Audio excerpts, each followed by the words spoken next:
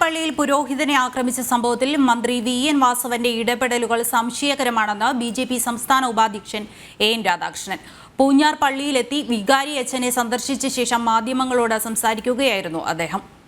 അക്രമികളെ പിടികൂടി കൊലപാതക ശ്രമത്തിന് പോലീസ് തന്നെ കേസെടുത്ത സംഭവത്തിൽ സർവകക്ഷി യോഗം കൂടി കേസ് ലഘൂകരിക്കാൻ മന്ത്രി മുൻകൈയെടുത്തതിൽ ദുരൂഹതയുണ്ടെന്നും എൻ. രാധാകൃഷ്ണൻ മാധ്യമങ്ങളോട് പറഞ്ഞു. കഴിഞ്ഞ ദിവസം നടന്നിട്ടുള്ള യോഗം അതിന് സർവകക്ഷി യോഗം എന്ന് വിളിക്കാൻ കഴിയില്ല, കാരണം സർവകക്ഷികളെന്ന് വിളിച്ചിട്ടില്ല.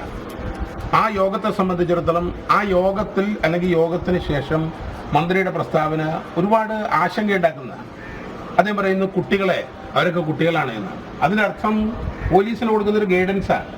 പോലീസിന് കൊടുക്കുന്നൊരു ഗൈഡൻസായിട്ട് നമുക്കതിനെ കാണാൻ വേണ്ടി പറ്റും.